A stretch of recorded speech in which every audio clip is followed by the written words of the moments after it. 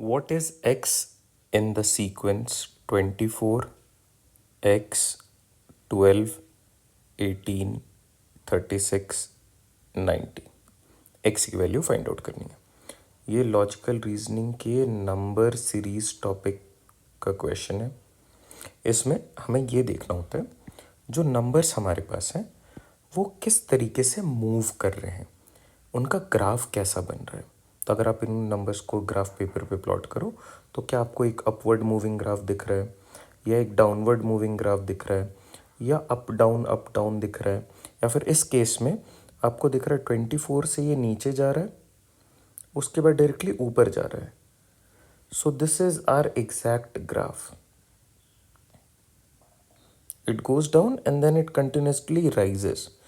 तो ये हमने बहुत बार डिस्कस करा है कि अगर आपके क्वेश्चन में कभी भी ऐसा एक ग्राफ दिखता है, please understand that the first multiplying factor will always be half. अब इसका मतलब क्या है? पहला मल्टीप्लाइंग फैक्टर मतलब आप यहाँ पे इंटू 1/2 कर दो आंख बंद करके। Now if you do this, क्या आएगा रिजल्ट? 24 को हाफ से मल्टीप्लाई करने पे यू गेट 12। ओके, अब x की वैल्यू 12 आ चुकी है। अब देखते हैं लॉजिक क्या बन रहा है। नाउ अगर आपने मल्टीप्लाई करा है, in order to keep the logic same you need to multiply with the next numbers as well.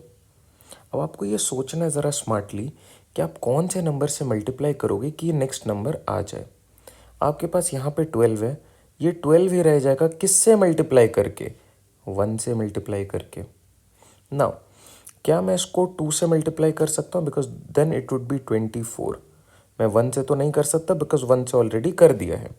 तो क्या मैं इसे 1.5 से कर सकता हूँ? 1.5 इज बेसिकली 12 इंटू 1 एंड 12 का आधा दैट इज 6, 18। अब 18 को मैं किससे मल्टीप्लाई करूँ? तो दिस इज 2 टाइम्स, और 36 इज 2.5 टाइम्स पे 90 देगा। तो मेरे लिए लॉजिक क्या बन रहा है? या तो आप कॉमन मल्टीप्लाइंग फैक्टर 1/2 बोलो और इसे 0.5 भी बोल सकते हो। 0.5 बोलने का मतलब है दिस इज इंटू 0.5। अब आपका ये जो पैटर्न है ये 0.5 से एवरी टाइम इंक्रीमेंट हो रहा है।